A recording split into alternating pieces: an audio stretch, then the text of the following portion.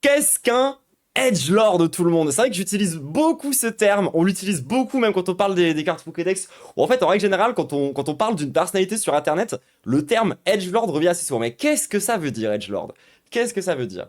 Edgelord, c'est, on va dire, ces mecs qui sont trop dark. Tu vois ce que je veux dire en mode, ah là là, je suis trop dark, je fais des blagues super limites. Ah waouh, je suis, hey, moi je, hey, ça dérange ou pas ici? Hein? J'ai pas, la team. Bref, on va regarder ça. Donc voilà, on a quelques bons exemples de edgelord. Sasuke, Rick de Rick et Morty, les fans de The Boys. Bon, après, moi j'aime bien The Boys. Mais bon, c'est vrai que c'est un peu une série de edgelord. Tout le monde est un peu un edgelord dans The Boys. Mais c'est parti. Anakin Skywalker, très bon edgelord. Attendez, venez. Le chat, on essaye de. Ça vous dit, on essaye de donner plein d'exemples de edgelord pour que les gens de YouTube puissent comprendre. Anakin Skywalker, du coup, très bon edgelord. Sasuke, très bon edgelord. Danny Caligula, très gros edgelord, bien évidemment. Ça, c'est sûr et certain. Megatron, gros edgelord. Magneto, c'est un peu un edgelord. Cartman, edgelord. Le Joker, c'est un edgelord. Vegeta, c'est un peu un edgelord sur certains trucs. Infâme, c'est un peu un edgelord. En vrai, Infâme, c'est aussi pas mal un edgelord, c'est vrai, mais vous voyez qu'il y en a que j'aime bien, il y en a que j'aime moins. Thanos, c'est un peu un edgelord. Thanos. Et du coup, bienvenue sur le stream, Infâme. Elon Musk, c'est un peu un edgelord. Tony Stark, je vois la take, ouais. C'est vrai. Bref, c'est tous ces mecs qui...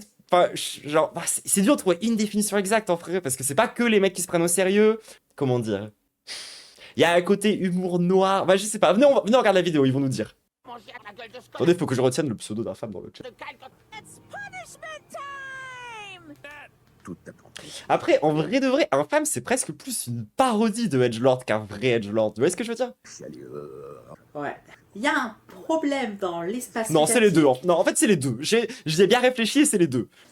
Dont il faut qu'on parle.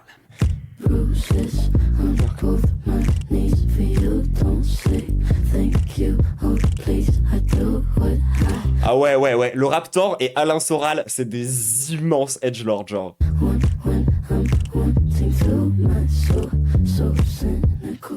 C'est pas Claim, ça? Le hedging est une pratique consistant à faire Alors, le hedging.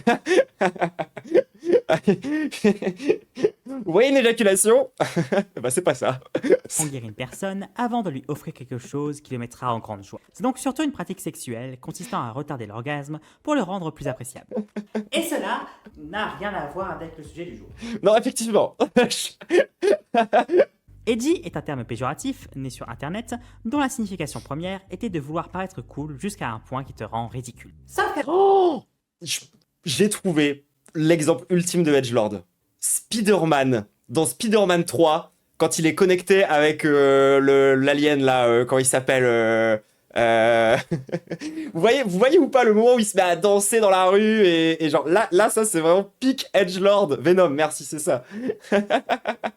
C'est vraiment ça de fou. C'est vraiment ça de fou malade. Oh, il y a un Traduscam. Je vais pas faire un DJ set tout de suite, les gens, on a déjà fait un tout à l'heure, mais n'hésitez pas à donner des sous. Tant cela a évolué. Le côté Mais en plus, je sais pas pourquoi est-ce qu'il est apparu, vraiment, il n'y a pas eu de don, genre. péjoratif a perdu de sa virulence, avec de plus en plus de personnes qui se revendiquent edgy, même si on continue à inventer d'autres termes pour mieux valoriser ce comportement. C'est quoi le manga de edgelord ultime? Attendez. Il y en a plusieurs des edgelords dans les mangas, et genre, typiquement, Light Yagami. Énorme, monstrueux edgelord, genre vraiment. Berserk, je suis pas d'accord. Non, je refuse. Oui, Shadow aussi. Effectivement. Dans SAO, il y a ça aussi. Non mais attendez, j'avais une idée pour... Qui est encore plus edgelord? Oh, attendez, Tokyo Ghoul. C'est dans Tokyo Ghoul qu'il y a... Alors attendez, ça niveau esthétique edgelordesque. Attendez, quoi on décrit Tokyo? Ah ouais. C'est Tokyo Ghoul. Ça, c'est le edgelord. Vous savez même que lorsque Tokyo Ghoul est sorti, avec un pote à moi, on avait établi une classification des différents edgelords. Voilà. Il y avait plusieurs races de edgelords. En gros, il y avait... ça, c'était du coup le edgelord blanc. Il y a le Sasuke, c'est plus côté genre edgelord noir. Le héros de... Comment ça s'appelle? Le héros de Devilman Crybaby... Non, pas Devilman Crybaby, pardon. Comment ça s'appelle? Un jeu vidéo, un mec a un bras en démon. Devil May Cry. Ça, c'est un edgelord rouge. Il y avait quoi d'autre comme... Oui, c'est les couleurs de Magic, je m'en bats les couilles. Et il y avait aussi des edgelords bleus, mais je sais, j'ai plus d'exemples en tête de edgelord bleu. Kaiba! Je crois que Kaiba, c'est un peu un edgelord bleu. Typiquement. Transfem Moment. Ouais, bah écoute... Elle signe aussi en edgelord rouge, ouais. Du coup, ouais, on avait établi une catégorisation des différents types de edgelord. Je sais pas, solo leveling, mais c'est pas ça aussi. Ah ouais, si. Solo leveling, c'est un edgelord, mais c'est un edgelord incolore, parce qu'il a pas de goût. Genre, c'est vraiment une série, tu vois, ça n'a pas de saveur. Donc c'est genre vraiment un edgelord incolore, quoi. Mais pas stylé comme un Eldrazi. Genre vraiment, juste gaze. Mais surtout, cela a pris une connotation bien plus précise que le simple terme Faudrait faire une tier list des edgelords, mais complètement. cool, qui est très vague. Edgy, c'est un terme qui est Et dans la tier list des edgelords, on mélange des personnages fictifs avec de vraies personnes. utilisé pour parler plus spécifiquement de ce qui était considéré comme cool durant les années 2000. Et de Parce que du coup, on a 2 tier lists à faire. Il y a la tier list des choses surgessantes et la tier list des edgelords. l'évolution de cette forme de cool. Et pour cela, prenons un autre terme qui lui n'a pas changé en 15 ans, Dark Sasuke. Sasuke est un personnage du manga Naruto. Plus précisément, c'est le rival cynique et torturé du héros avec une backstory tragique et qui finit par rejoindre les Antag un temps avant de revenir sur le droit chemin. Et comme 95% des personnages Naruto, il est mal écrit. Oh, Quoi? J'ai lu l'intégralité de Naruto. Je peux t'assurer que c'est un manga écrit avec le... Mais le terme Dark Sasuke n'a pas été créé pour parler de la mauvaise écriture du personnage, mais plutôt pour parler de l'attitude de certains de ses fans. Car oui, Sasuke est très vite devenu un favori des fans. Pour ce côté sombre, et certains haines ont commencé à s'inspirer de lui. Alors, pour moi, c'est surtout très homosexuel, Sasuke. Alors, peut-être que, genre, c'est juste moi, je sais pas. Mais moi, j'y associe quelque chose de vraiment très gay. Avec son ton cynique, son nihilisme, son look cliché émo, car la culture émo est connue presque que par ses clichés que ce qu'elle est en réalité, et cherchant ainsi à On a fait une bonne vidéo sur la culture emo avec Archie Crassus sur la chaîne de VOD, mais démerdez-vous pour la retrouver par contre. mais la méchanceté, car être gentil, c'est ringard. On voit déjà pas mal de prémices de pourquoi cette attitude est un problème, mais il faut aussi se rappeler que ce qui était principalement moqué à l'époque, c'était surtout des personnes jeunes, et ce qui leur plaisait. Car quand c'était un truc qui plaisait à des adultes, qui étaient edgy, on préfère utiliser un autre terme, les références. Ça me rappelle une certaine vidéo sur Donkey Kong.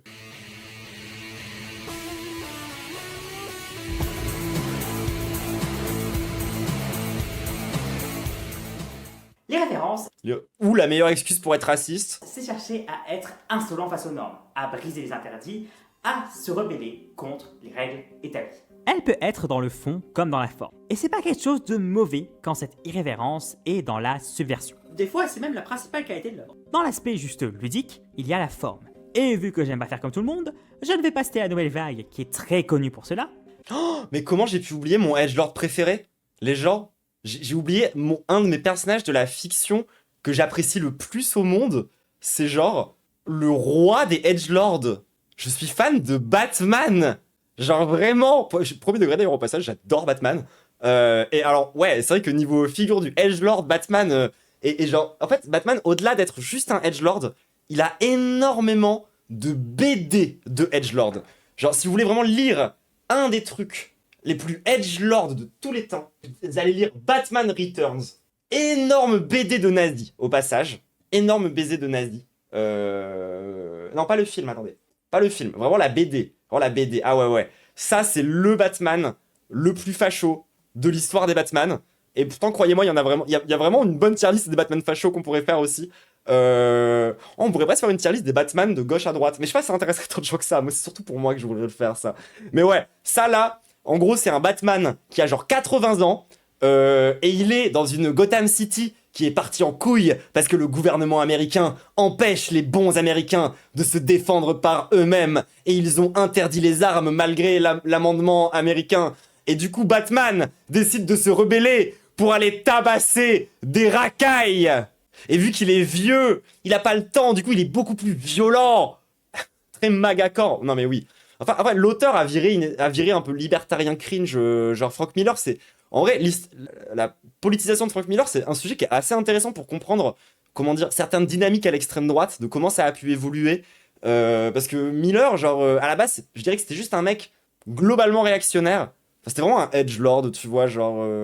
et qui a vraiment vrillé sur des trucs un peu fachos. Et donc, ouais, non, vraiment, genre, ce serait intéressant de parler un peu plus en profondeur de Frank Miller. D'ailleurs, au passage, sachez que la BD que je déteste le plus au monde de l'histoire de Batman, c'est la suite de Batman Returns. Et alors, autant Batman Returns, je peux reconnaître qu'il y a un côté un peu chef-d'œuvre. Tu vois, c'est grosse BD de nazi, et putain, qu'est-ce que c'est beau, et putain, qu'est-ce que c'est intense. Genre, en vrai de vrai, il y a un truc, tu vois. Alors que The Dark Knight, Strike Again, ça là, c'est de la chiasse en BD. Mais genre vraiment, c'est de la grosse chiasse. Ça, les gens, c'est un des dessins les plus beaux de la BD, d'accord? C'est une catastrophe. C'est les tout débuts de la colorisation numérique, et c'est une catastrophe. Genre, bon, ça reste hyper facho sur le fond, tu vois, mais bon, à la limite, ça, on a accepté avec la BD d'avant, mais surtout, c'est incompréhensible. Genre, la BD, tu ne la comprends pas. Genre, c'est imbitable. Tu ne comprends rien de A à Z. Genre, c'est moche, les couleurs sont à vomir, et c'est incompréhensible. Genre, dites-vous qu'ils ont dû faire des éditions en noir et blanc pour les quelques personnes qui étaient fans de la BD, tellement c'est illisible. Attendez, vous voulez un bon exemple de comment mal coloriser une page? Ça, c'est un très bon exemple de trucs à ne pas faire. Voilà, ça là, c'est non. Tout simplement, c'est non. Genre, premièrement, on a l'impression d'être dans un espèce de yaoi bizarre. Pourquoi est-ce que Batman a des mains gigantesques? Je ne comprends pas. Ensuite, on a une espèce de vieille texture dégueulasse sur la cape du personnage, mais surtout qui ne correspond pas au pli de la cape. Très important. Très important. Faites bien couler le dégradé sur son visage pour qu'on comprenne pas la différence entre le vêtement et la peau du personnage. Ça, c'est intense aussi. Et surtout très important, mettez une vieille texture pixelisée dans le fond. Genre vraiment, il faut qu'on voit les pixels, il faut qu'on voit l'anti-aliasing, d'accord? On est sur PlayStation 1, ok, d'accord? Et ça, vous l'avez bien. Une fois que vous avez fait ça avec des textures hyper marquées, tout le reste, vous ne faites que des aplats de couleurs. Mais des purs aplats de couleurs sans aucune nuance. Et vous avez, je sais pas, un vomi de bébé, genre. Et ça c'est l'entièreté de la BD Batman Strike Again. Genre vraiment, j'ai de la... Genre, et je l'ai IRL parce que quelqu'un qui connaissait pas bien mes goûts, mais qui savait que j'aimais bien Batman, me l'a offert. Et du coup, j'ai la BD en papier, en édition collector, tout le monde. Et j'avoue que c'est un peu légendaire d'avoir ça. Genre, c'est-à-dire que je possède la BD de Batman que j'aime le moins, et je ne possède pas celle que je préfère. Parce que je l'ai oublié, parce que je l'ai pas encore acheté, genre. C'est une dinguerie, quand même. L'artefact maudit. Ah ouais, non, mais vraiment. Allez, c'est reparti. Désolé, petite interlude Batman. Mais A Series of Unfortunate Events. Un jour, je vous ferai un tuto de comment lire des comics DC Comics, parce que faut quand même un peu avoir un doctorat pour comprendre. Ou les désastreuses aventures des orphelins Baudelaire. Déjà, cela prend C'est un pas fort, contre-pied non la littérature jeunesse en promettant une histoire qui finit mal et en se tenant jusqu'au bout à cette idée. N'est-ce pas la série? Mais surtout en s'amusant avec les règles de la littérature, que cela soit les descriptions, les répétitions et des invitations régulières à arrêter de lire le roman. Il s'amuse à briser les règles de la narration littéraire et encore plus de la narration littéraire jeunesse. Ainsi, sa forme est subversive. Le fond par contre, c'est des messages de droite très classiques, mais on en reparlera un jour. Et un fond subversif dans une forme très classique, c'est Avalonia, qui donne un message de décroissance dans une entraide inclusive, ce qui est déjà rare comme message au sein des œuvres qui se Attends, Avalonia, c'était le dessin animé gaze de Disney, là? veulent avec un message écologique. Où en fait, ils habitent sur un grand être humain, là? Je crois que c'était ça, le pitch. C'était vraiment gaze. Donc je vous dis pas à quel point c'est un discours irrévérencieux face à celui qui refuse de mettre en doute les fondamentaux de la société sur la question de l'écologie. Bon, après, là, je vous parle de blockbuster et best-seller, donc je prends pas les exemples les plus flagrants. Mais je voulais prendre ces exemples parce que si on vous dit irrévérencieux, C'était vraiment gaze. C'était vraiment gaze. Genre, ça, c'est typique Disney qui nous met un couple gay racisé en mode « Eh, vous adorez ça, les woke? Non, nique ta mère, c'est de la merde, fais un bon film !» vous n'allez pas forcément penser à ce genre de choses. Genre, je vous jure, c'est une catastrophe. Genre, en termes d'imagination, tout est tellement, genre, je sais pas comment dire, convenu. Le message, on dirait un clip d'Europe Écologie Les Verts d'il y a genre 25 ans. C'est... Vous avez plutôt pensé gore, sexe, crime, drogue, discrimination très vénère. South Park? Et est-ce que c'est pas le méchante qui avait raison depuis le début? Et on part sur le côté sombre de l'irrévérence.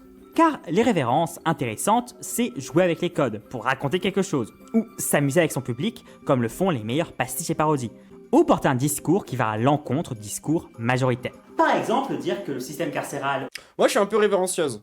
C'est vrai. ou l'exploitation animale devrait être aboli.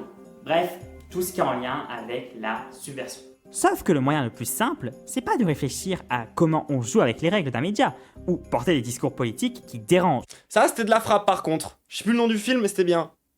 C'est juste de faire du choc. Mettre de la sexualité explicite, de la violence très graphique, être extrêmement vulgaire. J'adore. Je ne suis que fan. Je ne suis que fan, les gens. Genre là, j'ai commencé à re-regarder la nouvelle série de Game of Thrones qui s'appelle Edge Knight, je sais pas quoi, un chevalier of the Seven Kingdoms, je sais plus, A Knight of the Seven Kingdoms, je crois que ça s'appelle. Et genre, il y a un épisode vraiment qui s'ouvre. Genre, c'est la première scène de l'épisode. Je crois que c'est l'épisode 2. Ça s'ouvre sur un mec qui sort son énorme queue sur une voix off et qui commence à pisser devant la caméra. Merci. Merci pour ça. Franchement, merci pour ça. Genre, c'était une si bonne intro d'épisode. Genre, c'était vachement bien. Je suis désolé, j'ai trop kiffé. Genre, tu sais, genre, en plus, c'est une série qui se veut un peu, je sais pas, genre, c'est entre le très sérieux et le très goofy. Et d'un seul coup, genre, flashback, grosse bite. Faire de l'humour noir, mettre des VSS ou de la... Non, c'est pas Duncan Legrand, c'est son... Ah, Sir Arlan, cet homme simple. Exactement, je l'adore. Je suis fan de ce perso, il est incroyable. discrimination, mais jamais pour raconter quelque chose dessus, juste pour choquer. Mais d'ailleurs, dans A Knight of the Seven Kingdoms, tellement de bons persos. Je suis qu'à l'épisode 2, hein. Je suis qu'à l'épisode 2, mais alors, le Baratheon, là, complètement zinzin, qui se met à danser comme un fou du bus, il est incroyable, hein. J'ai qu'une salade, c'est de regarder la suite, hein. J'avoue, je suis dedans. Le meilleur exemple de cela, c'est la filmo de Tarantino, et Kaleidoscope a fait une vidéo très bonne sur le sujet. Non, Kaleidoscope, il peut aller se faire enculer, cette espèce de sale transphobe de fils de merde. Vraiment, Kaleidoscope, genre, vraiment, retourne dans le puits dans lequel tu es né, disparaît à tout jamais de cette plateforme, personne ne va avoir ton avis, espèce d'énorme merde transphobe, blue skyeuse, genre... Non, n'allez surtout pas voir ce connard. Parce que Non, les gens, désolé, si vous savez pas de quoi je parle, allez regarder ma série de vidéos sur qui a tué Furax, les histoires avec la commune, etc. Genre, Kaleidoscope, c'est le mec qui a fait le montage de merde pour faire passer... Enfin, genre, allez voir les vidéos de l'époque. C'est un énorme... C'est un immense transphobe. Genre, vraiment, ça dégage, Kaleidoscope. oui, je veux bien croire qu'à une époque, montrer tout cela, c'était subversif face à une censure hypocrite et réactionnaire. Sauf que déjà, rien qu'avec le temps, ça l'est plus du tout. Depuis au moins l'essor des slashers, si ce n'est bien avant, Voilà, il a été repris par Twitch gauchiste. montrer drogue, gore, sexe et vulgarité, c'est facile. Tout simplement car Ce qui nous emmerde au passage, hein, parce que nous, il y a certaines de ces vidéos qu'on voulait regarder avec écharpe. Mais c'est mort, hein. cela ne va pas à l'encontre du système, qui est déjà très violent et très sexualisé. Donc, se contenter de montrer cela crûment, sans rien dire, ou finalement en disant juste la même chose que le discours majoritaire, c'est pas subversif, voire c'est même pas irrévérencieux, car cela offre aucune rébellion face au pouvoir en place. Sauf qu'encore aujourd'hui, Moi, c'est un peu ça qui m'énerve avec toute la vibe un peu punk. Je sais plus où j'avais entendu ça, mais j'aimais bien comment dire, la phrase rebelle sans cause. Tu sais, genre des révolutionnaires sans principe, sans valeur. Il y a un peu ce côté-là, je trouve, chez les edgelords. C'est des gens, ils sont en mode contre le pouvoir, etc. Mais ils savent pas trop pourquoi ni comment. Ils ont pas vraiment de structure, tu vois. Genre juste, ils savent qu'ils sont contre. rajouter de la discrimination, des drogues et de la violence, te fait passer pour quelqu'un qui bouscule les normes, et à part quelques exceptions, c'est vu comme étant cool. Et donc cette fausse subversion, cette envie du choc, a été ajoutée à la définition de l'edgy, en plus de ce côté sombre et cynique. Et maintenant qu'on a toutes les bases, parlons du sujet qui vous a certainement poussé à voir cette vidéo. Mais je trouve pas que c'est non plus un chef-d'œuvre, hein. The Boys à l'origine, c'est un comics Gardenis C'est de la merde. Le comic, c'est vraiment, genre, tellement pire que la série. offrant une satire du sort super-héroïque. Elle a été adaptée en 2019 en une série à succès par Amazon Prime, dont la dernière saison devrait sortir cette année. L'histoire raconte le conflit entre les Boys, un groupe plutôt remonté contre les super, et Vought International, entreprise très influente à l'origine des super, et plus particulièrement le plus puissant et terrifiant d'entre tous, une parodie fasciste de Superman, Homelander. Qui est, pour le coup, plutôt bien écrit, je trouve. Si le comics est lamentable, et son spin-off diabolique est très médiocre, Il y a que Bolshevik qui suce le comics. Après, Bolshevik, sa spécialité, c'est un peu de sucer des trucs de nazis, hein. Genre, je suis désolé, mais encore une fois, CF, sa vidéo sur Dinotopia, où il parle de colonisation au bout de genre 17 minutes de vidéo. C'est quand même un peu grave, hein. Genre le mec, c'est pas genre il est colorblind, c'est genre vraiment il est colomblind. La série en elle-même est plutôt sympa et j'ai pas encore vu Gen V, mais c'est prévu. Et si la série a C'est moins bien, Gen V. globalement corrigé une grande partie des problèmes des comics, il y en a un qu'elle a gardé, qui fragilise beaucoup son discours et dont on ne parle pas assez. Et c'est ce côté edgy. Car c'est trouver les discours pour dire que Homelander c'est le méchant de façon absolument pas subtile, J'avais détesté justement la vidéo de Bolshevik sur The Boys. Je trouvais que ça disait rien, genre que c'était un peu plat, genre que ça montrait des évidences, genre tout en spoilant toutes les saisons. et que les fascistes sont stupides de pas le comprendre, On a malheureusement beaucoup moins de gens pour venir expliquer pourquoi est-ce que les fascistes peuvent se retrouver dans The Boys. Surtout le comics, mais aussi la série. Et moi je trouve qu'on pose pas assez la question dans l'autre sens. Genre nous aussi, hein, on s'identifie beaucoup à des méchants. Hein. déjà pour un truc très Enfin genre les cuirs, on n'a pas tant le choix puisque bah les méchants ils sont cuirs en général. Tu veux un personnage méchant chez Disney, tu lui mets du rouge à lèvres. simple. Iconiser une menace toute puissante, du point de vue des protags, c'est terrifiant, du point de vue de l'antag, c'est de la glorification. Et cela marche, qu'importe qui on met dans ces Attends, ça parle en inclusif mais c'est pas capable de dire antagoniste en entier. rôles. La réaction que les fachos ont avec Homelander, c'est similaire à celle que j'ai avec Poison Ivy. Et cela me fait très mal de faire ce parallèle, hein. Soyons d'accord. Et cette iconisation vient en plus juste de la volonté de vouloir faire de jolies images et de raconter quelque chose d'intéressant, du fait que la violence est montrée comme cool dans la majorité de la série. Alors oui, quand Homelander massacre le civil, c'est montré comme horrible, mais quand on fait Il y a aussi le moment où un mec devient gigantesque alors qu'il est dans un urètre. Parce qu'à la base il peut devenir tout petit, du coup il rentre dans un urètre et il regrandit dans le... cul à mouton, drôle. Le mec rentre dans l'urètre. Et en fait, un personnage. Et en fait, il grandit dans l'urètre en cul à mouton. exploser Drôle. translucide dans un mélange de sang et de tripes, Bombe dans le cul. Bombe, explose, drôle. qu'on bute Stormfront de la façon la plus gore possible et qu'on tue des dizaines de sous-fifres de la façon la plus graphique au monde, Ouais, j'adore. en montrant chacune de ces scènes comme cool, difficile à côté de montrer que quand Homelander fait de même, c'est un problème. Si tu arrêtes pas de me montrer et de me dire que la violence la plus graphique et gore possible C'est la vidéo de Pipou Ultime. est fun, C'est genre Blue Sky qui l'a écrit. lorsque tu vas commencer à me la montrer de façon négative Et Doom, c'est vraiment pas bien. Hein. On tue des démons dedans. et horrifique, je vais peut-être comprendre où tu vas en En plus, c'est vrai que Doom, c'est un peu un flic, hein, mais bref. venir, mais je vais surtout me poser la question de pourquoi est-ce qu'un truc qui jusqu'alors était vu comme cool est devenu un problème. Alors que si tu me montres la violence crue, Et peut-être parce que, genre, je sais pas moi.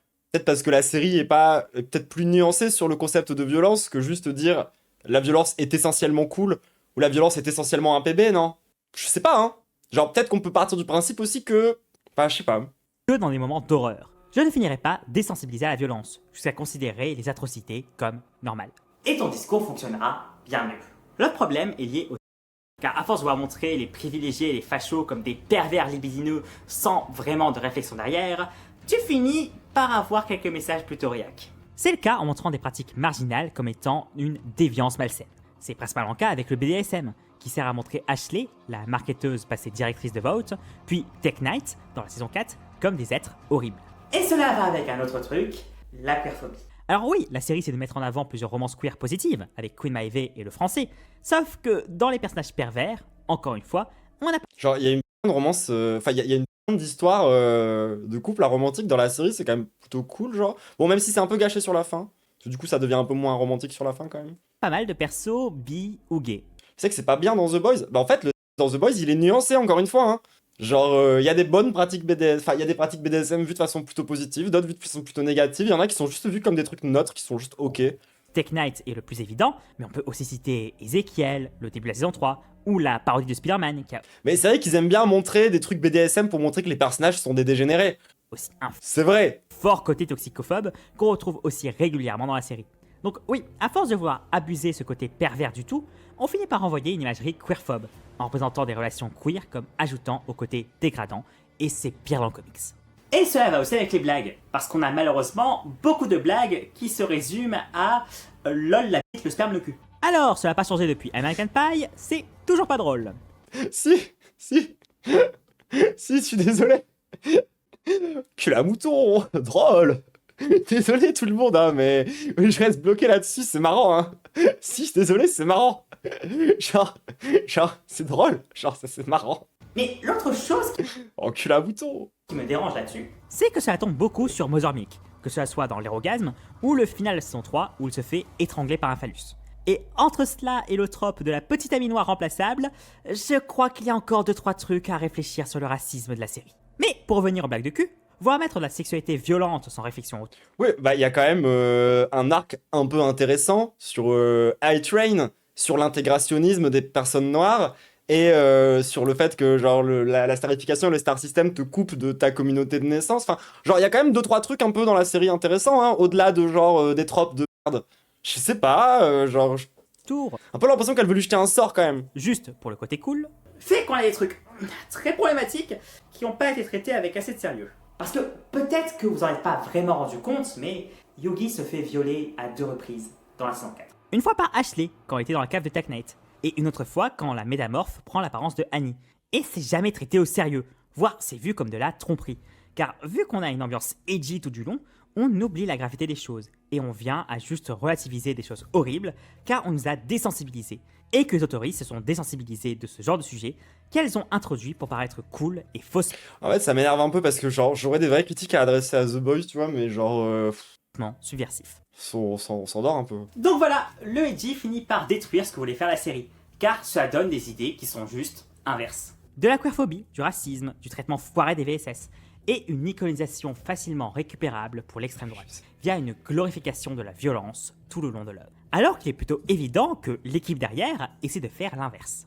Et du coup, ce côté edgy permet de la désensibilisation au sein de l'œuvre et du confusionnisme dans ses messages. Et c'est loin d'être les seuls problèmes, surtout quand on n'en fait pas qu'une œuvre, mais une véritable culture. Genre moi, tu vois, dans les gros problèmes que je trouve qu'il y a dans The Boys, il y a une dimension individualiste insupportable.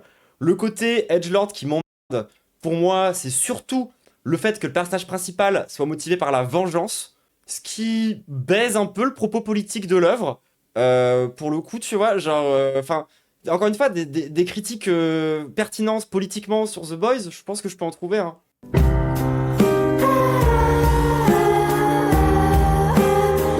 Pareil, une critique pertinente de Rick et Morty, c'est pas tant que c'est un truc de edgelord que c'est un truc de nihiliste.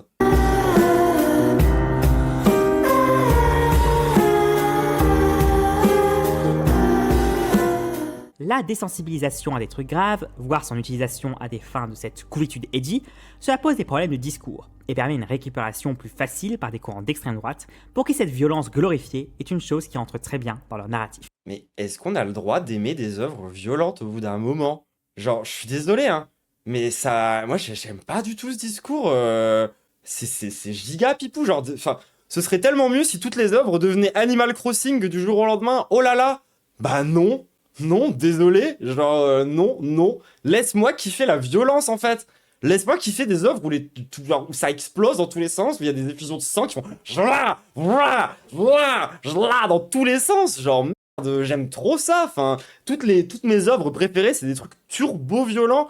Genre le gore, c'est basé, et c'est vachement plus cuir que ce qu'on pourrait croire en plus, le gore à la base. Mais même, t'as plein d'autres trucs dont je pourrais parler, tu vois, que je trouve genre vraiment excellentissime. Genre je pense que tu vois mon anime préféré c'est genre Devilman Crybaby, c'est turbo violent du début à la fin.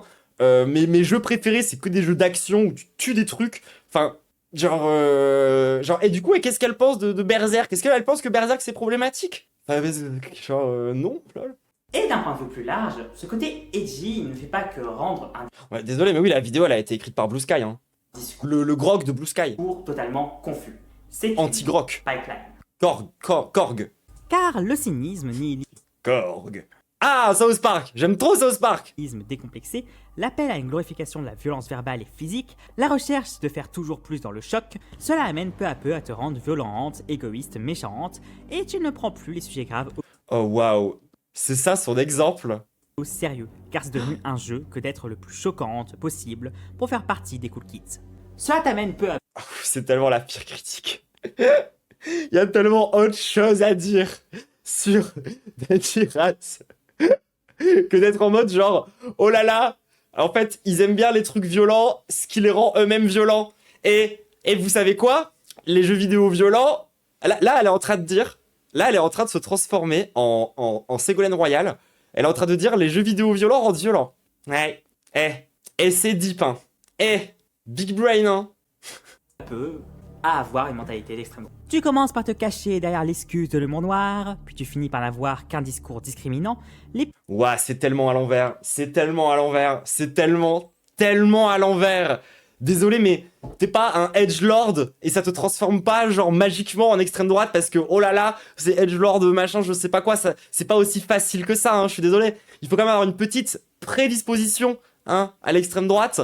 Puis pareil, c'est une take super idéaliste, hein, je suis désolé, mais genre les avis politiques,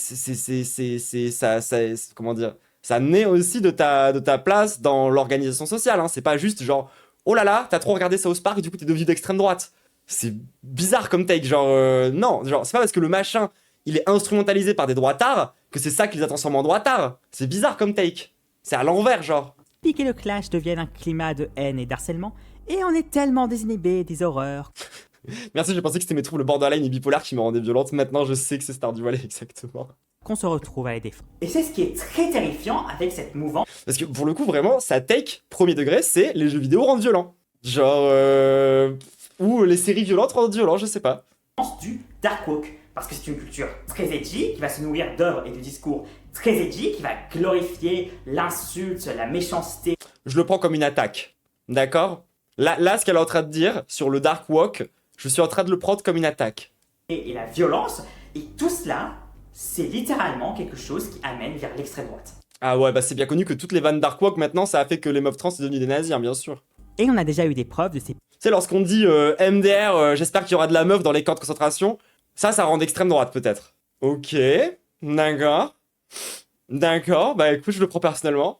Pipeline, qui commence avec des vidéos humoristiques bien edgy, qui amènent à une radicalisation vers l'extrême droite. On appelle cela Light-Right Pipeline. Elle a pas compris la taille. Oh là là, en fait, la pipeline d'extrême droite, c'est aussi une question algorithmique, hein. Genre, c'est plus compliqué que ça. Et on n'apprend pas de nos erreurs. Car qu'est-ce que nous promet la culture Oui, sa take, c'est les œuvres violentes rendent violentes, ça a été débunké depuis genre 2000 ans. edgy? Pour cela, prenons une autre œuvre en exemple, Rick and Morty. Qui niveau fausse subversion pour une ambiance ultra edgy se pose là. Ça nous promet quoi comme monde? Un monde désensibilisé à la violence, dont la version la plus graphique est vue comme cool. Un monde où tout le monde est cynique. Non, mais non, c'est pas vrai. Genre, c'est vrai dans certaines saisons, c'est vrai dans certains épisodes, mais désolé, la désensibilisation des personnages à la violence, c'est un des thèmes majeurs des dernières saisons. Genre, vraiment, littéralement, je crois que dans un des derniers épisodes de la série, c'est genre, ça porte vraiment sur ce thème-là, genre. Où plus personne ne croit en rien. Et on a tous baissé les bras. Un monde où les relations toxiques Mais je suis d'accord que c'est vraiment nihiliste, et que la série, de temps en temps, tente des trucs, mais que ça reste surtout nihiliste. sont glorifiées. Mais est-ce que ça rend d'extrême droite Rick et Morty, tu vois, je sais pas, hein. Moi, j'ai quand même l'impression que le racisme a peut-être un peu plus de... de conséquences vis-à-vis de l'extrême droite, tu vois. Genre, moi, à titre personnel, plus que la violence de The Boys, j'ai quand même le vague sentiment, bah peut-être que je me trompe, hein, mais que le racisme, la misogynie, c'est par exemple 2 points qui ont tendance à radicaliser les gens à l'extrême droite. Je sais pas si je me trompe, je veux bien savoir. Et où la gravité des situations n'est qu'une blague. Un monde où tout le monde se déteste. Et alors oui, effectivement, du coup, c'est devenu edgy avec le temps de faire des blagues misogynes et des blagues racistes, mais c'est pas parce que tu fais des blagues, ça va pas dans ce sens-là, genre elle prend vraiment le problème à l'envers. Et Genre elle prend les feuilles d'un arbre, elle dit que c'est les racines. égoïste. Est une mauvaise personne ne faisant que du mal aux autres. Pourquoi on voudrait un monde où tout le monde serait des Rick Sanchez? Des êtres égocentriques. Mais c'est tellement pas ce que raconte Rick et Morty, genre Rick et Morty ne dit à aucun moment que tout le monde devrait être Rick Sanchez. C'est même genre l'inverse, le propos de l'œuvre. Qui est horrible, ne causant que la souffrance sur des lots. En quoi cela serait intelligent ou plus mature d'être ainsi? D'appeler juste à une autodestruction. Mais il est pas vu comme étant un personnage mature ni intelligent, hein. Justement, genre Rick dans la série, il est perçu comme étant ce mec qui arrive à être à la fois incroyablement con et le mec le plus intelligent de l'histoire de l'humanité, de tous les humains, de toute la Terre. Genre, et en même temps d'être fondamentalement irrationnel et débile. Genre, la série dit l'exact contraire. Elle se bave dessus, je suis désolé. Dans la pire des violences. Qui cela va aider de promettre un monde où on agit que pour rester enfermés tous dans notre malheur, voire à empirer cet état de mal-être? Il n'y a rien de positif à retirer de C'est vraiment pas un modèle enviable dans Rick et Morty, Rick. Hein. cette culture du edgy. Cela rend les messages confus, quand c'est pas juste du masculinisme ou autre idéologie discriminante, Non, désolé, les blagues de Trump qui est gay avec Satan, c'est incroyable. Je veux rien savoir, c'est trop bien. déguisées derrière une critique satirique comme dans South Park. C'est un tunnel qui mène vers l'extrême droite. Oh! C'est une culture se complaisant dans le malheur et la méchanceté. C'est un truc qui favorise le système en y créant une fausse rébellion. Il n'y a rien à en retirer. Alors pourquoi cela fait des dizaines d'années qu'on glorifie C'est la vidéo la plus inutile que j'ai jamais vue. cela comme un truc mature, cool et subversif, ne se moquant que d'une partie infime et pas forcément la plus problématique de tout le corpus. Car c'est bien un truc qui prouve cette envie de paraître plus mature et intelligent en ajoutant Oui, elle a tout whippin, hein. violent Genre, elle a vraiment pris les saisons les plus woke de South Park pour dire « Eh, ça conduit à l'extrême droite, ça! Ça, c'est l'extrême droite! Ça, c'est l'extrême droite, South Park, en fait! Ça donne Danny Caligula, d'accord ?» drogue, vulgarité et cynisme dans une œuvre ou un discours est parfaitement contre-productif, c'est que bien souvent, les œuvres jeunesse sont meilleures.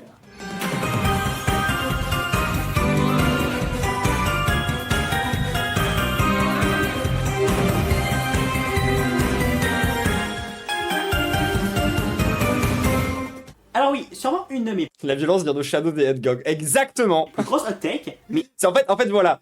Pourquoi l'extrême droite? À cause de Shadow le hérisson, d'accord tout le monde? C'est à cause de Shadow et de Cartman si aujourd'hui il y a l'extrême droite. Hop là! Du coup, il suffirait de se débarrasser de ces œuvres et plus d'extrême droite, j'imagine. Je pense que quand on aura fini d'avoir des œuvres violentes, on n'aura plus d'extrême droite, hein, c'est sûr et certain, genre. encore aujourd'hui, mes œuvres préférées sont des œuvres vues comme étant jeunesse et familiales. Tout simplement parce que je les trouve plus régulièrement réussies et matures. Un truc simple pour montrer cela, c'est justement les adaptations d'une œuvre jeunesse, cherchant à viser un public plus vieux. La majorité du temps, pour se faire apprécier de ce nouveau public, elles rendent l'œuvre plus edgy, ce qui détruit une partie des qualités de l'œuvre et paradoxalement la rend plus immature et ratée. Et on aura l'occasion d'en parler, reparler et reparler.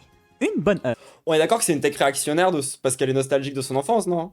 Mais non, excuse-moi, elle nous outwalk parce qu'on a fait de l'humour dark walk. Et que du coup, à cause de nous, il y a l'extrême droite maintenant.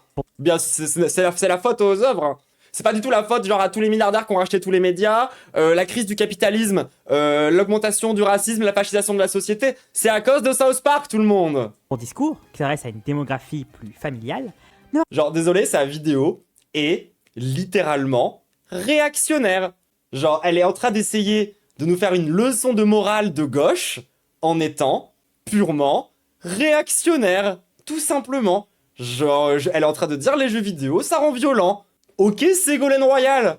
va pas chercher à se prouver comme adulte. Et va pas se dire qu'elle peut tout montrer ou dire, mais va chercher à trouver le moyen le plus efficace de faire passer son message. Et donc cela nécessite plus de recherche et te fait tomber dans moins de pièges. Genre, si les gens, genre réactionnaire, je le dis pas au hasard parce que c'est une take de puritain, d'accord? Genre, c'est certes, c'est du puritanisme de gauche, mais c'est du puritanisme quand même. Donc, désolé, mais non, moi je maintiens ma take. C'est réactionnaire premier degré. Tu vas devoir doser la violence avec plus de parcimonie, mieux réfléchir à comment ficeler ta mise en scène et ton texte. Et tu ne vas pas te concentrer sur les détails sordides, quitte à désensibiliser le public. Bref, tu vas globalement plus réfléchir à ce que tu fais. On va te mettre de la violence que quand c'est nécessaire à ce qu'on veut te raconter. Et on va pas se complaire à l'intérieur. La sexualité sera mentionnée de façon plus subtile, en fonction de l'âge visé. Et j'ai bien parlé de sexualité, pas de romance et de toutes les orientations possibles. Je vois venir les queerphobes. Et même s'il y en a Genre là, elle est vraiment en mode, faut regarder des trucs pour enfants parce que c'est moins violent, donc c'est mieux. Désolé les gens, je suis désolé, c'est une take de puritain, genre. de plus en plus dans les œuvres jeunesse récentes, le cynisme sera moins là. Et on va bien plus croire en ce que l'on... Eh mais je veux bien croire que c'est pas réactionnaire sur le fait qu'elle parle pas que des œuvres de son enfance. Elle parle des œuvres jeunesse de maintenant, qu'elle a découvert quand elle était adulte aussi, tu vois. Genre, mais... Enfin, ça reste réactionnaire sur le côté puritain, hein. C'est dépolitisant, mais moi je trouve ça aussi très dépolitisant, hein. Genre, de dire le problème c'est la violence. Déjà, de dire le problème c'est les représentations violentes, c'est un tel problème, genre, c'est tellement pipou, mais pipou coded, mais à un tel niveau, genre, de bons sentiments. Genre, on dirait une parodie de l'extrême droite pour parler de nous. Vous savez, quand l'extrême droite, ils nous disent qu'on est le camp du bien et qu'on est le camp des bons sentiments, et que, genre, on dirait vraiment ça, premier degré, genre. compte et dit. Et du coup, on va beaucoup plus difficilement tomber dans cette fausse maturité. Ta régression traumatique te rend pas safe. Non, mais c'est exactement ça en fait. Peut-être que j'aime bien la violence pour une raison particulière, je sais pas. Peut-être que quand t'as subi de la violence, peut-être que quand tu t'es fait. Je sais pas, tu vois, ça a peut-être un lien. Genre, pourquoi est-ce que les œuvres des meufs trans sont tout le temps supra-violentes? Genre, pourquoi est-ce que les productions de notre communauté sont généralement des trucs relativement glauques, relativement gore et bah, violents en fait. Genre, violent, je suis désolé, genre Ultra Kill, c'est incroyablement violent. Hein. Et c'est pas pour rien peut-être. Peut-être qu'il y a aussi certaines notions qu'elle a pas l'air d'avoir compris autour de la conception de se réapproprier les violences qu'on a pu subir. Genre, littéralement Femtanil, mais littéralement la breakcore, littéralement tous les styles de musique de notre communauté queer. Genre, désolé, mais non, on ne produit pas que des œuvres à la Animal Crossing, on ne produit pas que des putains de Stardew Valley-like. Genre, en fait, non, nous, dans notre communauté, dans la communauté queer, dans la communauté trans, on adore la violence, en fait, au bout d'un moment, tout le monde. Genre, c'était quoi le jeu avec les dents, là, aussi, genre, enfin, il y a tellement d'œuvres qui sont des œuvres profondément queer et incroyablement violentes, je veux dire, son propos ne tient même pas la route quand tu regardes, genre, qu'est-ce que nous, on essaye de raconter aussi. Genre, c'est quoi, du coup? Genre, tous les gens, toutes les meufs trans qui ont kiffé jouer, genre, je sais pas, à Warhammer 40 000, sont red flag et sont d'extrême droite, c'est ça le concept. Genre, ça n'a aucun de sens comme take. C'est tellement déconnecté de la réalité. Et encore une fois, on dirait juste le discours de Ségolène Royal. On dirait juste le discours de tous les politiciens réactionnaires qui sont en mode « Oh là là, regarde, les jeux vidéo rendent violents, les œuvres violentes rendent violentes. Et genre, la meuf, elle est d'accord avec le de Comic Code Authority, en fait. Genre, elle est vraiment en mode « Il faudrait qu'on censure tout, qu'on mette des... » Genre, je suis désolé. Genre, la pensée politique qui en suit, c'est ça en fait. C'est genre, du coup, ok, il faut codifier, il faut faire en sorte que nanani, nanana. Mais à quoi ça va servir? Et en plus, ça va rien changer, je suis désolé, mais non! L'extrême droite, elle est construite sur la de misogynie et sur le racisme. Et c'est pas en jouant sur les œuvres, c'est pas parce que The Boys existe que tout le monde est d'extrême droite. Faut arrêter avec ces conneries, genre. Ça m'énerve, premier degré, mais ça m'étonne pas qu'elle soit pote avec. Comment il s'appelle là, l'autre? Et dans Espèce de canceller fou là. cette ambiance edgy, tout en racontant un truc intelligent et pas forcément sur des sujets moins graves. Nimona parle entre autres de dépression, du fait que la société est basée sur la discrimination et des pensées suicidaires. Le Chapeauté 2 parle de la peur de la mort. Les Incognitos parlent du cycle de la violence. Avatar parle de Wings Club parle de grooming. Oui, et puis aucune de ces œuvres n'est sexiste. J'imagine que aucune des personnes qui a été touchée par ces œuvres n'est devenue d'extrême droite, du coup. Ça doit être ça la take. Foot de rue de violence policière. Les aventures de Buzz l'éclair parlent d'addiction. Et Sourire d'enfer parle même de VSS. Alors vraiment, genre là c'est réactionnaire. Là c'est juste nostalgique et réactionnaire et elle voit pas que le problème il est ailleurs dans ces trucs. C'est pas que toutes ces œuvres en parlent de la meilleure façon qui soit, mais aucune d'entre elles n'a eu besoin d'une imagerie crue, voire voyeuriste, Living c'est tellement inclusif. Non mais vraiment je pète mon crâne. pour en parler. Genre c'est ouf que ces exemples de fin ça soit ça quand même, genre. Aucune de ces œuvres a besoin d'être edgy pour en parler. Et donc, cela en parle mieux qu'une œuvre comme The Boys, qui finit par se complaire dans cette ambiance. Le meilleur des discours, c'est celui qui peut être autant compris par les adultes que par les enfants. Complètement con. Vraiment genre cette take est complètement... Et il y a presque aucun sujet dont on ne peut pas parler à des enfants, surtout quand elles arrivent. Ah oui c'est vers ça. La take c'est... si tu peux pas parler d'une œuvre à un enfant, c'est que l'œuvre elle est nulle à chier. Donc j'imagine qu'on peut plus parler de viol. Ça doit être ça la take, je crois. L'âge des 10-12 ans. Il faut juste savoir comment faire. Et c'est pour cela que les bonnes œuvres jeunesse ont tendance à être meilleures que de bonnes œuvres pour adultes, vu qu'on réfléchit un peu plus à comment on en parle. Vu qu'on ne considère pas que montrer crûment suffit, on en parle mieux. Je ne dis Je trouve ça débile. pas qu'il faut Je trouve ça débile de dire que, genre, d'être dans la mesure, ça te permet d'avoir un meilleur message. Désolé, mais c'est vraiment c'est vraiment une take déjà extrêmement tiède, pour commencer. Et c'est un peu un truc de, faut expliquer avec douceur. genre, libéral corps. Ouais, non, mais vraiment, genre. Enfin. Forcément virer tout ce qui est plus 18. La sexualité explicite, la violence graphique, la vulgarité et même des idées franchement dérangeantes peuvent être quelque chose qui ajoute un plus à un discours ou une œuvre si on sait bien les manier et que cela sert le propos. Soleil Vert fait partie de mes films préférés. Mais je ne conseillerais absolument pas de le montrer à quelqu'un plus jeune qu'ado. Et il aurait certainement moins bien fonctionné s'il cherchait à parler à un public plus jeune. Car ce sont des outils à user avec parcimonie et qu'il ne faut pas utiliser juste car on peut les utiliser. Or, quand on fait une œuvre qu'on sait destinée aux adultes, voire même à des ados au vu du nombre d'œuvres. En fait, vraiment, la take de est-ce que la violence, c'est de gauche ou de droite? Est-ce que, genre, les représentations sexuelles un peu hardcore, c'est de gauche ou de droite? Ça n'a aucun sens. Teen Eddie, des films d'horreur trash à la dark romance, on les utilise sans réflexion. On peut se permettre d'être sombre, vulgaire, violent. Mais laisse-nous être sombre, vulgaire, violent, sans réfléchir, pour parfois juste se défouler, en fait. Ça fait du bien. Stop! Genre, je suis désolé, mais moi, je suis une meuf qui écoute de la techno, d'accord? Dans la techno, il y a quand même, tu vois, genre, deux trucs assez fondamentaux. C'est petit 1, il n'y a pas vraiment de message, ou du moins, c'est extrêmement rare d'avoir un message dans la musique. Et 2, c'est extrêmement violent. D'accord? C'est genre de la musique objectivement violente. C'est incroyable. Ça me fait un bien fou. Genre, genre, c'est important dans ma vie pour justement me remettre de la violence que j'ai vécue. J'ai besoin de ça. Avec tout ce que je prends dans la gueule. Que je prends dans la gueule sur internet, que je prends dans la gueule dans la vraie vie. Tous les mecs qui s'en prennent à moi, toutes les histoires sordides que je traverse dans ma vie, bah parfois, j'ai besoin d'un truc bien vénère, bien no-brain, bien 4 neurones, et de taper du pied, ou de taper dans des démons, et j'aimerais qu'on me la paix avec ça. Genre vraiment, hein. Il y a quand même... Genre, laissez-moi kiffer ça, en fait. C'est pas que un truc de dominant, genre, même en général, c'est même plutôt l'inverse. Tellement explicite, du coup on le fait sans réfléchir à ce que cela va vraiment Ah, mais le BDSM, c'est un très bon exemple de ça, justement. apporter à l'œuvre. Et on finit par faire un truc, Eddie.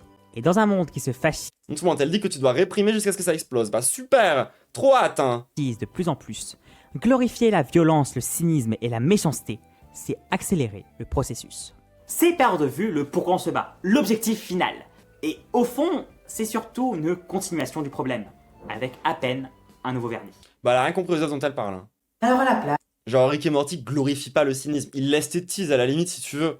Genre, mais la morale de Rick et Morty, c'est pas que c'est génial et que tout le monde devrait être Rick et... Enfin, c'est vraiment, vraiment débile comme take. Genre désolé, mais si t'as vu Rick et Morty en entier et qu'à la fin ta conclusion c'est il faudrait que tout le monde soit Rick, mais tu t'es bavé dessus pendant tout ton visionnage. Genre, franchement, enfin, je sais pas ce que t'as pris, je sais pas ce que t'as topé, mais c'est genre, rien compris, enfin, c'est trop grave. moins gentillesse. C'est forcément, si tu regardes toutes tes œuvres sous kétamine... Glorifions l'entraide, célébrons le wholesome. Il faut pas que l'on se L'actualité, troublante, c'est toxicophobe, hein. Oui, bah, je suis tox, hein, figurez-vous que j'ai le droit. complaise dans le cynisme et que l'on se désinhibe face aux horreurs du monde. Plutôt que de chercher à partager le pire de l'être humain, combattons-le et restons révoltés face à lui plutôt que de se l'approprier. Ah oui, il faudrait se révolter contre la nature humaine, profondément violente. Car aujourd'hui, nous n'avons pas besoin d'Eddie. Ce dont on a besoin, c'est d'espoir. Ah, parce que j'imagine qu'on peut pas avoir les deux. Genre, j'imagine qu'on peut pas être révolutionnaire et faire des vannes dark walk. Voilà, c'est absolument impossible. Donc sachez que je n'existe pas. Voilà. C'est-à-dire que cette chaîne n'existe pas puisque c'est apparemment une impossibilité mathématique. Et si jamais vous êtes fan de Sasuke, sachez que vous êtes un nazi. D'accord. Voilà. Donc j'espère que tous les fans de Sasuke, genre vous êtes heureux. Bande de sales nazis. Alors ça fait quoi d'être Mussolini en personne, les gens qui ont aimé The Boys? Hein? Ça fait quoi? Oh là là. Je me demande ce qu'elle pense de Dan Dadan et de sa vision ultra drôle du personnage Dark Sasuke. Mais putain, ce serait intéressant en plus. Genre tu sais, il y a plein d'œuvres en plus qui parlent de ça. Qui parlent du côté edgelord et qui en font quelque chose d'intéressant. Genre dans Chainsaw Man. Genre par exemple, genre Chainsaw Man, moi du coup je l'ai lu aussi en manga après avoir maté la première saison. C'est absolument merveilleux. Et c'est sûrement un des mangas les plus queer qui existent. Genre, c'est vraiment un poulet absolu. Non, attendez, autre exemple, autre très grosse recommandation. Tiens, venez, on va faire l'inverse d'elle dans sa vidéo. On va faire l'inverse de elle. On va recommander des bonnes œuvres, un peu edgelord. Genre, du coup, Fire Punch, c'est bien, mais il y a un truc bizarre avec l'inceste. Donc, je préfère Chainsaw Man, la vérité. Donc, Chainsaw Man, vraiment, Chainsaw Man, foncez les gens. C'est incroyable. C'est vraiment très, très, très, très bien. Et c'est de la violence complètement décomplexée. Dites-vous que, genre, le personnage principal, pour se transformer, il doit, genre, tirer sur son torse comme sur une tronçonneuse. Et la tronçonneuse sort de son crâne. Genre, elle fait à travers son crâne. Et ensuite, il peut se battre avec sa tronçonneuse crâne, comme ça. Il y a un moment, il y a une tronçonneuse, c'est pas une vanne. Et il y a un autre moment où il chevauche un requin qui vole. C'est exceptionnel, Chainsaw Man. Genre, c'est vraiment bien de A à Z. C'est vraiment exceptionnel, tout le monde. Et c'est incroyablement violent. Et c'est une des œuvres les plus cuir que tu peux trouver au Japon. Autre truc incroyablement violent, mais genre un niveau de violence monstrueux, c'est Doro et Doro. Et Doro et Doro, c'est pareil, c'est extrêmement cuir. C'est vraiment une œuvre, c'est vraiment typique œuvre japonaise cuir où tout est sale, rien n'a de sens. La moitié des mecs sont habillés en meuf. Il n'y a pas vraiment de personnage principal, ça va dans tous les sens. Pareil, Doro et Doro, c'est vraiment, j'ai maté la première saison et ensuite je l'ai lu en entier. Et je trouve que le manga est encore vraiment mieux que la série qui était déjà excellente. Et genre, pour vous expliquer les gens, le niveau de violence de Doro et Doro, genre, c'est un monde dans lequel t'as des non-magiciens et des magiciens qui vivent dans deux univers parallèles. Et les pas magiciens vivent dans The Hall, dans le trou. Ils vivent dans un endroit qui est vraiment un espèce de gigantesque bidonville. Et en gros, t'as les magiciens qui peuvent balancer de la magie avec leurs doigts, enfin ils ont de la poudre qui sort de leurs doigts et du coup ça permet de faire de la magie. En fait, ils viennent dans le monde des humains normaux pour faire des expériences de merde sur eux. Et concrètement, t'as l'ensemble des pauvres de cet univers qui sont victimes d'expériences parce que c'est des cobayes pour les magiciens. Tu suis un gars qui a une tête de lézard, genre vraiment grosse tête de lézard, et t'as du coup une autre meuf qui elle cuisine des gyoza, par exemple. Et ces deux-là, pour le coup, ils sont vraiment genre en opposition frontale avec les magiciens. Genre c'est un peu les rebelles dans Star Wars, je sais pas comment expliquer. Et genre leur méthode de base pour empêcher les magiciens d'utiliser leur magie, c'est de leur couper les doigts. Bah ça sort des doigts. Du coup, genre littéralement une des toutes premières scènes de tout Doro et Doro, tu vois genre le personnage principal qui chill et genre il voit un mage et avant que le mage ait le temps de lui envoyer un coup, genre il sort son schlass comme ça et tu vois les 4 doigts qui volent et le mec on lui a coupé ses doigts quoi. Et vraiment genre c'est excellentissime, c'est incroyablement violent. La violence dans Doro et Doro est vraiment mais banalisée à un niveau où c'est terrifiant. Genre, je vous jure, les gens, il se passe des dingueries tout le temps et c'est excellent. Ça a vraiment un message profondément queer, profondément révolutionnaire. Ça parle concrètement d'exploitation, ça parle de racisme et ça en parle mieux que 80% des œuvres qui sont produites au Japon actuellement. C'est ouf, Doro et Doro. Genre, c'est Doro et Doro, Chainsaw Man. Là, comme ça, c'est deux œuvres incroyablement violentes et incroyablement progressistes. Et c'est la preuve que les 19 minutes 30 de vidéo qu'on vient de regarder sont complètement connes, non avenues, n'ont aucun sens et cherchent juste à genre avoir une position morale gaze sur des œuvres qu'elles n'aiment pas. Et j'en ai marre des gens qui prennent les œuvres qu'ils n'aiment pas pour dire que c'est de droite. De la même façon que j'en ai marre de voir des gens comme Bolchegeek qui prend les œuvres qu'il aime bien pour dire c'est de gauche. Alors que c'est évidemment des trucs de facho, genre d'Inotopia.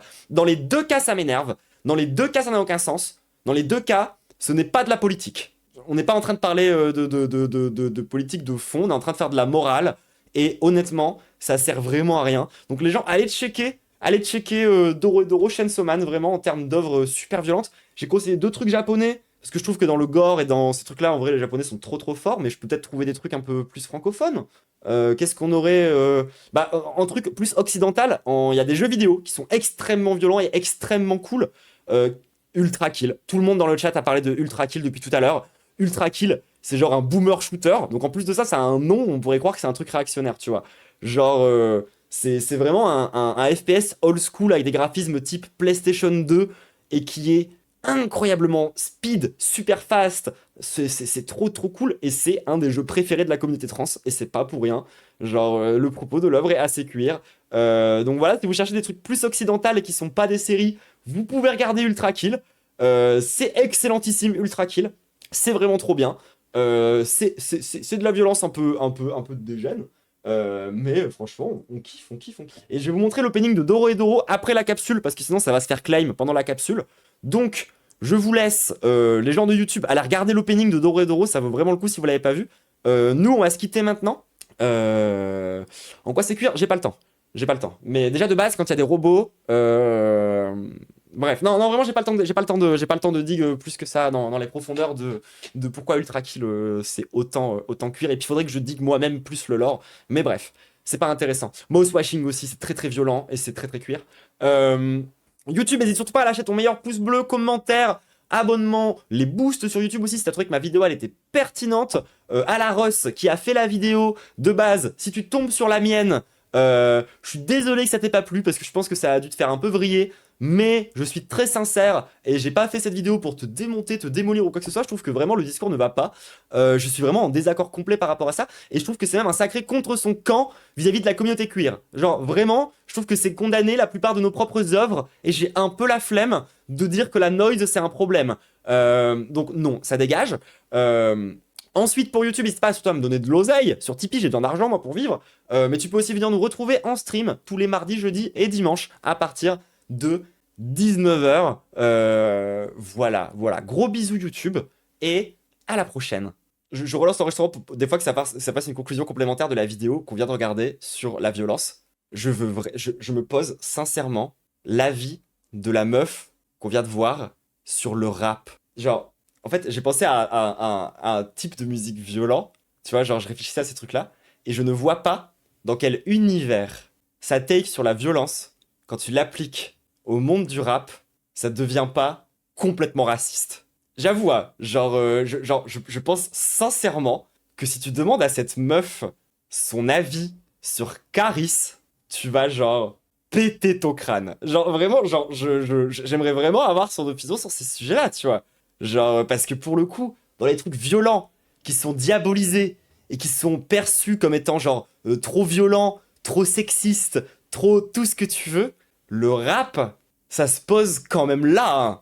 Genre, je suis désolé, mais là, pour le coup, genre, tu sais, elle a parlé de pipeline d'extrême droite. Moi, je peux donner une pipeline d'extrême droite aussi, si vous voulez. Genre, sur son avis qui est réactionnaire, là. Je pense que, si t'appliques son analyse autour de la violence sur le rap, je pense que tu deviens raciste. Je pense que tu peux très vite, genre, vriller en mode, tu sais, raciste de gauche. Genre, printemps républicain. Vous voyez ce que je veux dire? Littéralement. Hein. Littéralement. Genre, je sais pas, ça vient de me flasher dans la gueule. Link the Sun, par exemple, très bon exemple. Mais c'est typiquement le genre de take puritaine et réactionnaire qui peuvent vraiment pas te rendre d'extrême droite, mais en tout cas te droitiser suffisamment pour que tu rejoignes, ouais, la gauche raciste, la gauche printemps républicain, la gauche un peu donneuse de leçons gaze. Et genre, ça vient de me flasher dans la gueule comme ça. Et je suis désolé, enfin, je pense que c'est un peu trop réel pour que je l'ignore et pour que je le rajoute pas ça en conclusion de ma vidéo quand même. Parce que bon, je trouve ça un peu trop réel. Donc j'espère quand même que j'espère sincèrement que si la meuf voit ça, au lieu de juste s'énerver et me cancel sur Twitter en m'associant à des gens qui me détestent, elle va vraiment réfléchir à ça. Sincèrement. Hein. Parce que pour le coup, genre, s'il y a une pipeline chez les gauchistes un peu pipou qui transforme les gens en racistes, c'est bien celle-là. Hein. Ça, c'est genre typiquement genre le socle fondamental du fémonationalisme et de toutes ces pensées-là. Et genre vraiment, faut qu'elle fasse bellec la Russ. Vraiment. Hein. Allez, c'est la vraie conclusion.